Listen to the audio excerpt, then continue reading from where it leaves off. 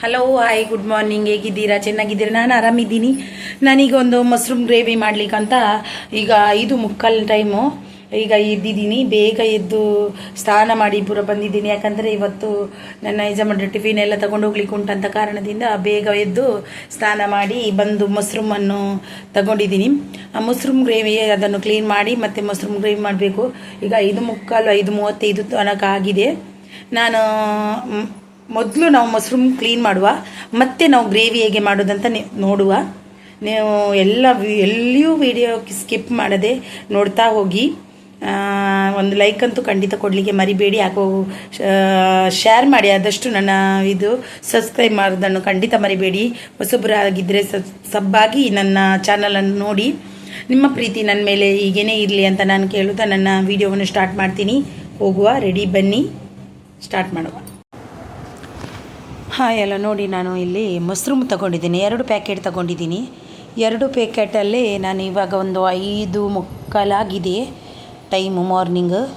ಇದನ್ನು ನಾನು ತೆಗೆದು ಬಿಡಿಸ್ತೀನಿ. ಇವತ್ತು ಬೇಗ ಎದ್ದೆ ನಾನು, ಯಾಕಂದರೆ ಸ್ವಲ್ಪ ಟಿಫಿನ್ ತಗೊಂಡು ಹೋಗ್ಲಿಕ್ಕೆ ಉಂಟು ನನ್ನ ಹಸ್ಬೆಂಡಿಗೆ, ಮಕ್ಕಳನ್ನು ಸ್ಕೂಲಿಗೆ ಬಿಡಲಿಕ್ಕೆ ಉಂಟು. ಅದಕ್ಕೆ ಬೇಗ ಎದ್ದು 5:45 ಆಗಿಲ್ಲ, 5:15 5:35 ಏನೋ ಅಷ್ಟೇ ಆಗಿದೆ. ಇಲ್ಲಿ ನಾನು ಇದನ್ನೆಲ್ಲ ತೆಗಿತೀನಿ. ಸ್ವಲ್ಪ ಮಶ್ರೂಮ್ ಅಷ್ಟು ಒಳ್ಳೆಯದಿಲ್ಲ, ಇದು ಚೆನ್ನಾಗಿ ರೆಡಿ ಮಾಡುವ ಅಂತ ಇದ್ದೀನಿ, ಕಟ್ ಮಾಡ್ತಾ ಇದ್ದೀನಿ. ಅದು ಮಶ್ರೂಮಲ್ಲಿ ಗಲೀಜಿತ್ತು, ತುಂಬಾ ಇತ್ತು. ತುಂಬ ಕ್ಲೀನ್ ಮಾಡುವಾಗ ತುಂಬ ಟೈಮ್ಸ್ ತಗೊಳ್ತೇವೆ. ನನಗೆ ಟೈಮು ತುಂಬ ಆದರೂ ನಾವು ಕ್ಲೀನಾಗಿ ತಿನ್ನಬೇಕು. ಯಾಕಂದರೆ ಅದರಲ್ಲಿ ಕೆಮಿಕಲ್ ಜಾಸ್ತಿ ಇರುತ್ತೆ. ಮಶ್ರೂಮಲ್ಲಿ ಕೆಮಿಕಲ್ ಜಾಸ್ತಿ ಇರುತ್ತೆ. ಅದರಲ್ಲಿ ಬೇರೆ ತರಕಾರಿಗಿಂತ ಈ ತರಕಾರಿ ತುಂಬ ಡೇಂಜರು, ಕೆಮಿಕಲ್ ಫುಲ್ ಇರುತ್ತೆ. ಅದಷ್ಟು ತರಕಾರಿಯಲ್ಲಿ ಕೆಮಿಕಲೇ ಇರೋದು, ಆದರೆ ಇದರಲ್ಲಿ ತುಂಬ ಕಣ್ಣಿಗೆ ಕಾಣುವಷ್ಟು ಇರುತ್ತೆ ಅಂತ ನನ್ನ ಅನಿಸಿಕೆ. ಬರುವಾಗಲೇ ಕಪ್ಪು ಕಪ್ಪು ಮೇಲೆ ಎಲ್ಲ ಅದಕ್ಕೆಲ್ಲ ಹಾಕ್ತಾರಲ್ಲ, ಅದೆಲ್ಲ ಇರುತ್ತದೆ. ಎಲ್ಲ ಸಿಪ್ಪೆ ಎಲ್ಲ ತೆಗೆದು ನಾನು ರೆಡಿ ಮಾಡ್ತಾಯಿದ್ದೀನಿ. ರೆಡಿ ಮಾಡಿ ಸಿಗ್ತೀನಿ. ನೋಡಿ, ಎಲ್ಲ ಆಯಿತು. ಈಗ ಒಂದು ಬಾಣಲೆ ಇಟ್ಟಿದ್ದೀನಿ. ಆ ಕಡೆ ರೈಸ್ ಕೂಡ ಆಗ್ತಾ ಉಂಟು. ಒಂದು ಕಡೆ ದೋಸೆ, ಒಂದು ಇಡ್ಲಿ ಮಾಡಿದ್ದೇನೆ. ಒಂದು ಕಡೆ ಕೆಲವು ರೈಸ್, ಒಂದು ಕಡೆ ಹಬ್ಬ ದೇವರೇ, ಎಲ್ಲನೂ ಒಂದೇ ಟೈಮಲ್ಲಿ ಆಗಬೇಕು. ಹಾಗಿರಲಿ, ಈಗ ಒಂದು ರೆಸಿಪಿಯನ್ನು ನಿಮಗೆ ತೋರಿಸ್ತೀನಿ. ನಾನು ಮುಂಚೆ ಕೂಡ ನಾನು ರೆಸಿಪಿ ಹಾಕಿದ್ದೀನಿ. ಅದು ಕೆಲವು ಆ್ಯಡ್ ಮಾಡಿಲ್ಲ. ಈಗ ಕೆಲವು ಆ್ಯಡ್ ಮಾಡಿ, ಎಕ್ಸ್ಟ್ರಾ ಆ್ಯಡ್ ಮಾಡಿ ನಾನೊಂದು ಮಶ್ರೂಮ್ ಗ್ರೇವಿ, ಮಶ್ರೂಮ್ ಗೊಜ್ಜು ಥರ ಮಾಡ್ತೀನಿ. ಎಷ್ಟು ಚೆನ್ನಾಗಿರುತ್ತೆ, ಎಷ್ಟು ಟೇಸ್ಟಿ ಅಂದರೆ ಅದು ತುಂಬ ಟೇಸ್ಟಿಯಾಗಿರುತ್ತೆ. ಈ ರೀತಿ ಮಾಡಿದರೆ ನಿಮಗೆ ಇಷ್ಟವಾಗಿರ್ಬೋದು ಅನ್ಕೋತೀನಿ ನಾನು. ನೀವು ನೋಡ್ಕೊಂಡು ಬನ್ನಿ. ಇಲ್ಲಿ ನಾನು ಒಂದು ಬಾಣಲೆ ಇಟ್ಟಿದ್ದೀನಿ. ಬಾಣಲೆಗೆ ಒಂದು ಸ್ವಲ್ಪ ಎಣ್ಣೆಯನ್ನು ಹಾಕಬೇಕು. ಈಗ ಸ್ವಲ್ಪ ನೀರಿನ ಪಸೆ ಇದ್ರೇ ಅದು ಟಪ್ ಟಪ್ ಟಪ್ ಸೌಂಡು ಕೂಡ ಬರುತ್ತೆ. ಅದಕ್ಕೆ ಈಗ ಮಾಡಲಿಕ್ಕೆ ರೆಡಿ ಮಾಡ್ತಾ ಇದ್ದೀನಿ. ಮಶ್ರೂಮನ್ನೆಲ್ಲ ಚೆನ್ನಾಗಿ ಕ್ಲೀನ್ ಮಾಡಿ ಇಟ್ಟಿದ್ದೀನಿ. ಬಾಣಲೆ ಬಿಸಿ ಆಯಿತು. ಎಣ್ಣೆ ಹಾಕುವ. ಎಣ್ಣೆ ಸ್ವಲ್ಪ ಜಾಸ್ತಿ ಇದು ಮಶ್ರೂಮ್ ಗೊಜ್ಜಿಗೆ. ಜಾಸ್ತಿ ಅಂದರೆ ತುಂಬ ಜಾಸ್ತಿ ಹಾಕಲ್ಲ ನಾನು. ಮಶ್ರೂಮನ್ನು ಮೊದಲೇ ಫ್ರೈ ಮಾಡಲ್ಲ, ಸ್ವಲ್ಪ ಜಾಸ್ತಿ ಒಂದು ಸ್ಪೂನ್ ಹಾಕುವಷ್ಟೇ, 2 ಸ್ಪೂನ್ ಹಾಕ್ತೀವಿ ಅಷ್ಟೇ. ಎಣ್ಣೆ ಬಿಸಿ ಆದಮೇಲೆ ಕರಿಬೇವು ಸ್ವಲ್ಪ ಮೀಡಿಯಮ್ ಇಡುವ, ತುಂಬ ಖರ್ಚು ಹೋಗುವ ಸನ್ನಿಧಿ ಇದು ಇರುತ್ತೆ. ಈಗ ಸ್ವಲ್ಪ ನಾನು ಜೀರಿಗೆ ಹಾಕ್ತೀನಿ, ಸ್ವಲ್ಪ ಕರಿಬೇವು.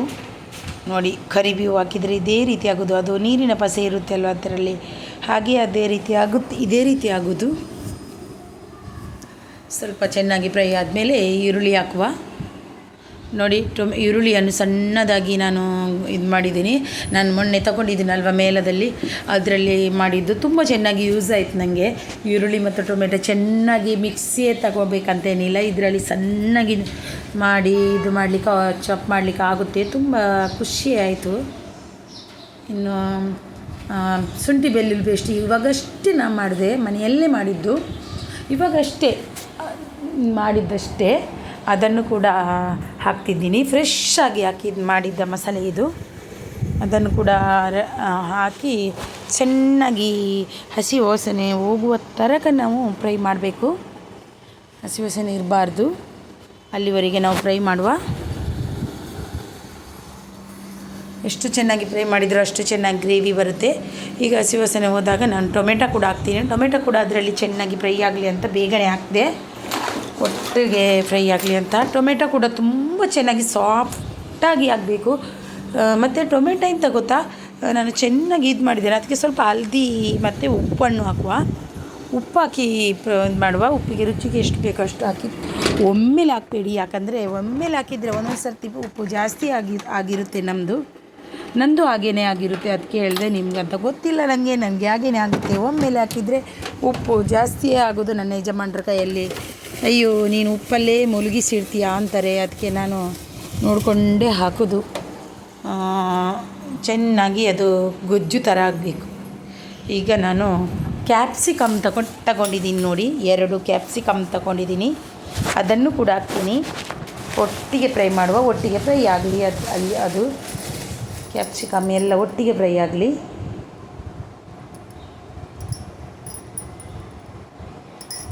ನನಗೆ ಸ್ವಲ್ಪ ತಾಳ್ಮೆ ಕಡಿಮೆನೇ ಅಂತ ಹೇಳ್ಬೋದು. ಯಾಕಂದರೆ ನನ್ನ ತಾಳ್ಮೆಯಲ್ಲಿ ಸ್ವಲ್ಪ ಕಡಿಮೆ. ನನಗೆ ಪಟ್ ಹಾಕಬೇಕು. ಹಲ್ದಿ ಕೂಡ ಹಾಕ್ತೀನಿ ಈ ಟೈಮಲ್ಲಿ. ಪಟ್ ಹಾಕಬೇಕು. ನಾನು ಏನು ಮಾಡಿದ್ರೂ ನನಗೆ ಅದು ಮಾಡಿ ಮುಗಿಸುವಷ್ಟರ ತನಕ ನನಗೆ ತವಕ. ಅದು ಮಾಡಲೇಬೇಕು, ಅದು ಮಾಡಿ ಮುಗಿಸಲೇಬೇಕು ಅನ್ನುವ ಒಂದು ನನ್ನದು ಅದೊಂದು ಯಾವ ಥರದ್ದು ಅಂತ ನನಗೇನೆ ಗೊತ್ತಿಲ್ಲ. ನನಗೆ ಯಾವ ಥರ ಅದು ಮಾಡಿ ಮುಗಿಸಬೇಕು ಹಾಗೆ ಅಂತ ನಂದು. ನೋಡಿ ಇಲ್ಲಿ ಅದು ಕೂಡ ಆಯಿತು. ನೀನು ನೋಡಿ ಇಲ್ಲಿ ಫ್ರೈ ಕೂಡ ಆಯಿತು. ಚೆನ್ನಾಗಿ ಆಗಿದೆ ನೋಡಿ, ಎಷ್ಟು ಚೆನ್ನಾಗಿ ಆಗಿದೆ ನೋಡಿ. ಚೆನ್ನಾಗಿ ಬೇಯ್ತಾ ಬಂತು ಮೊಸರು. ಈಗ ನಾನು ಈ ಟೈಮಲ್ಲಿ ಚೆನ್ನಾಗಿ ಬೆಂದಿದೆ ಮೊಸರು ಕೂಡ. ಈ ಟೈಮಲ್ಲಿ ನಾನು ಮಸಾಲೆಗಳನ್ನು ಆ್ಯಡ್ ಮಾಡ್ತೀನಿ. 1-2 ಸ್ಪೂನಷ್ಟು ಅಚ್ಚ ಖಾರದ ಪುಡಿ, 2 ಸ್ಪೂನಷ್ಟು ಸಾಕು, ಹೆಚ್ಚು ಬೇಡ. ಅಚ್ಚ ಖಾರದ ಪುಡಿ ಹಾಗೆ 2 ಸ್ಪೂನಷ್ಟು ಸಣ್ಣ ಸ್ಪೂನಲ್ಲಿ 2 ಸ್ಪೂನಷ್ಟು ಇದು ಧನಿಯಾ ಪೌಡ್ರು, 2 ಕಾಯಿ ಮೆಣಸು 2 ಸ್ಪೂನಷ್ಟು ಧನಿಯಾ ಪೌಡ್ರು ಹಾಕಿ ನಾವು ಚೆನ್ನಾಗಿ ಮಸಾಲವನ್ನು ಫ್ರೈ ಮಾಡುವ. ಈ ಟೈಮಲ್ಲಿ ನಾನು ಮೊಸರು ಕೂಡ ಹಾಕಲಿಕ್ಕೆ ನೀರು ಬೇಕಲ್ವ ಕಾರಣದಿಂದಾಗಿ ಈ ಟೈಮಲ್ಲಿ ಮೊಸರು ಕೂಡ ಹಾಕ್ತೀನಿ.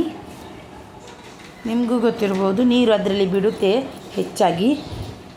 ಇನ್ನೊಂದು ಆ್ಯಡ್ ಮಾಡಲಿಕ್ಕೆ ಉಂಟು. ಅದಕ್ಕೆ ಈಗ ಸ್ಪೆಷಲಾಗಿ ನಾನೊಂದು ಆ್ಯಡ್ ಮಾಡೋದು ಗ್ರೇವಿಗೋಸ್ಕರ. ನಾನು ಮೊದಲು ಕಡಲೆ ಹಿಟ್ಟು ಅದೆಲ್ಲ ಯೂಸ್ ಮಾಡ್ತಿದ್ದೆ. ಇವತ್ತು ಬೇರೆ ಥರ ನಾನೊಂದು ಯೂಸ್ ಮಾಡ್ತಿದ್ದೀನಿ. ಚೆನ್ನಾಗಿ ಈಗ ನೀರಿನ ಪಸೆಚ್ಚು ಒಂದು ಚೂರು ಇಲ್ಲ ಇದರಲ್ಲಿ ನೋಡಿ. ಇದು ನೀರು ಅದರಷ್ಟೇ ಅದು ಬಿಡಬೇಕೇ ಹೊರತು ನಾವು ಫಸ್ಟೇ ನೀರು ಹಾಕಿದರೆ ಅದು ಟೇಸ್ಟಿ ಸ್ವಲ್ಪ ಚೇಂಜ್ ಆಗಿ ಬರುತ್ತೆ. ಈಗ ನಾನು ಗ್ರೈಂಡ್ ಮಾಡಿದ್ದೆ. ಸ್ವಲ್ಪ ನೀರು ಬಿಡುವ ತನಕ ನಾವು ಮುಚ್ಚಳ ಮುಚ್ಚಿ ಬೇಯಿಸುವ. ಈಗ ನಾನು ಈ ಟೈಮಲ್ಲಿ ಸ್ವಲ್ಪ ಬೆಂದಿದೆ ನೋಡಿ. ನಾನು ಗೇರು ಬೀಜ ಗೋಡಂಬಿಯನ್ನು ಗ್ರೈಂಡ್ ಮಾಡಿ 10 ಗೋಡಂಬಿಯನ್ನು ತಗೊಂಡು ಗ್ರೈಂಡ್ ಮಾಡಿ ನಾನು ಇಟ್ಟಿದ್ದೀನಿ. ಗ್ರೈಂಡ್ ಮಾಡಿ ಚೆನ್ನಾಗಿ ನೀರಲ್ಲಿ ನೆನೆಸಿ ಗ್ರೈಂಡ್ ಮಾಡಿದ್ದೀನಿ. ಯಾಕಂದರೆ ಕೆಲವೊಮ್ಮೆ ಗೋಡಂಬಿ ಇದು ಆಗೋದಿಲ್ಲ. ಗ್ರೀನ್ ನೀರಲ್ಲಿ ನೆನೆಸಿ ಇಟ್ಟರೆ ಅದು ಸ್ವಲ್ಪ ಗ್ರೇವಿ ಚೆನ್ನಾಗಿ ಬರುತ್ತೆ ಅಂತ, ಕ್ರೀಮಿ ಥರ ಬರುತ್ತೆ ಅನ್ನುವ ಕಾರಣಕ್ಕಾಗಿ ಕೆಲವರು ಫ್ರೆಶ್ ಕ್ರೀಮ್ ಯೂಸ್ ಮಾಡ್ತಾರೆ. ನಾನಿಲ್ಲ, ಗೋಡಂಬಿಯನ್ನು ಇದು ಮಾಡಿ ಅದಕ್ಕೆ ಹಾಕ್ತಿದ್ದೀನಿ ನೋಡಿ. ನಿಮಗೂ ಕೂಡ ಇಷ್ಟವಾಗ್ಬೋದು ಅಂತ ಅನ್ಕೋತೀನಿ. ನೋಡಿ ನೀವು ಟ್ರೈ ಮಾಡಿ. ತುಂಬ ಟೇಸ್ಟಿ ಅಂದರೆ ಅಷ್ಟು ಟೇಸ್ಟಿಯಾಗಿ ಬರುತ್ತೆ. ಈಗ ನಾವು ಸ್ವಲ್ಪ ನೀರು ಹಾಕಿ ಅದನ್ನು ಬೇಯಲಿಕ್ಕೆ ಬಿಡುವ. ಸ್ವಲ್ಪ ನೀರು ಬೇಕು ನನಗೆ. ನಾನು ಸ್ವಲ್ಪ ಇಡ್ಲಿಗೆ ಮಾಡೋದರಿಂದ ಸ್ವಲ್ಪ ಗ್ರೇವಿ ಗೊಜ್ಜು ಥರ ಮಾಡಿ ಅದನ್ನೇ ಸ್ವಲ್ಪ ನೀರು ಥರ ಮಾಡ್ತೀನಿ. ಯಾಕಂದರೆ ನಾನು ಇಡ್ಲಿಗೆ ಅಂತಲೇ ಮಾಡೋದು.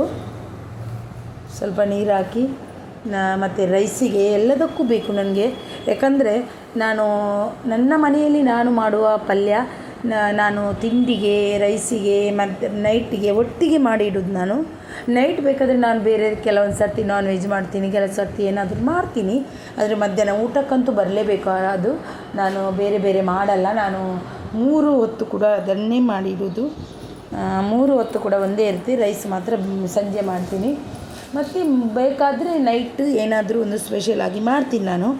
ನೋಡಿ ಇವಾಗಲೇ ಇಷ್ಟು ಕಲರ್ಫುಲ್ ಬಂದಿದೆ ನೋಡಿ. ಸ್ವಲ್ಪ ಈ ಟೈಮಲ್ಲಿ ಕೊತ್ತಂಬರಿ ಸೊಪ್ಪನ್ನು ಹಾಕಿ ಕುದಿಯಲು ಬಿಡುವ. ಮತ್ತು ಉಳಿದ ಕೊತ್ತಂಬರಿ ಸೊಪ್ಪನ್ನು ಮತ್ತೆ ಹಾಕುವ. ತುಂಬ ಟೇಸ್ಟಾಗಿರುತ್ತೆ. ಈ ರೀತಿ ಮಾಡಿ ಒಮ್ಮೆ. ನಾನು ಮಾಡೋ ಒಂದೊಂದು ಸರ್ತಿ ಈ ರೀತಿಯನ್ನೇ ಮಾಡ್ತೀನಿ. ಇದು ನಾನೊಂದು ಎಷ್ಟೋ ಸಾರಿ ಟ್ರೈ ಮಾಡಿದ್ದೀನಿ ನಾನು. ತುಂಬ ಟೇಸ್ಟಿಯಾಗಿ ಬಂದ ಕಾರಣ ನಾನು ಮತ್ತೆ ಎಷ್ಟು ಚೆನ್ನಾಗಿ ಕುದಿ ಬರ್ತುಂಟು ನೋಡಿ. ಎಷ್ಟು ಚೆನ್ನಾಗಿ ಕುದಿ ಬರ್ತುಂಟು. ಇನ್ನೂ ಕೂಡ ಬೇಯಲಿಕ್ಕೆ ಟೈಮ್ ಉಂಟು. ಮಶ್ರೂಮು ಅಂತೂ ನನ್ನ ಗಂಡನಿಗೆ ತುಂಬ ಬೇಯಲೇಬೇಕು. ಬೇಯದಿದ್ದರೆ ಅವರು ತಿನ್ನುವ ಇದುಂಟು. ನೀನು ಬೆಂದಿಲ್ಲ, ಅದು ಬೆಂದಿಲ್ಲ ಅಂತಾರೆ. ಬೇಯಲೇಬೇಕು. ಅದಕ್ಕೆ ತುಂಬ ಟೇಸ್ಟಿಯಾಗಿ ಬರುತ್ತೆ. ನನ್ನ ಮನೆ ಎಲ್ಲ ಮಿಸ್ಸಿ ಆಗಿದೆ ನೋಡಿ ಅಡಿಗೆ ಕೊಂಡು. ಇದು ಮಾರ್ನಿಂಗ್ ಮಾಡಿದ ಅಡಿಗೆ. ನಾನು ನನ್ನ ಯಜಮಾನಿಗೆ ಟಿಫಿನ್ ತಗೊಂಡು ಹೋಗ್ಲಿಕ್ಕೆ ಉಂಟಂತ ರೈಸು ಕೂಡ ಒಮ್ಮೆಲೇ ಮಾಡಿಟ್ಟೆ ಇರಲಿ ಅಂತ.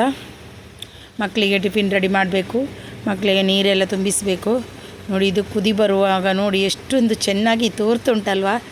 ಇದೇ ನಮಗೆ ಬೇಕಾಗಿರೋದಲ್ವ. ಖುಷಿಯಾಗುತ್ತೆ ಅದು. ಅದರ ಗ್ರೇವಿ ಕಲರ್ ನೋಡುವಾಗ, ನಾವು ಮಾಡಿದ ಆಹಾರ ರುಚಿಯಾಗಿದೆ ಅನ್ನುವಾಗ ನಮಗೊಂದು ಎಷ್ಟು ಖುಷಿ ಅಲ್ವಾ. ನನ್ನ ಯಜಮಾನರು ಖಂಡಿತ ನನಗೆ ಅಂತಾರೆ, ಎಷ್ಟು ರುಚಿ ಮಾಡಿದ್ಯಾ, ಎಷ್ಟು ಚೆನ್ನಾಗಿ ಮಾಡಿದ್ಯಾ ಅಂತಾರೆ. ಚೆನ್ನಾಗಿಲ್ಲ ಅಂದರೆ ಇದು ಚೆನ್ನಾಗಿಲ್ಲನೇ ಅಂತಾರೆ ಹೊರತು, ರುಚಿ ಇದ್ದರೆ ಎಷ್ಟು ಚೆನ್ನಾಗಿ ಆಗಿದೆ. ಇವತ್ತು ತುಂಬ ಟೇಸ್ಟ್ ಇತ್ತು. ಅವರು ಸಂಜೆ ಈಗ ಆಯಿತು ನೋಡಿ ನನ್ನ ಮಶ್ರೂಮ್ ಗ್ರೇವಿ.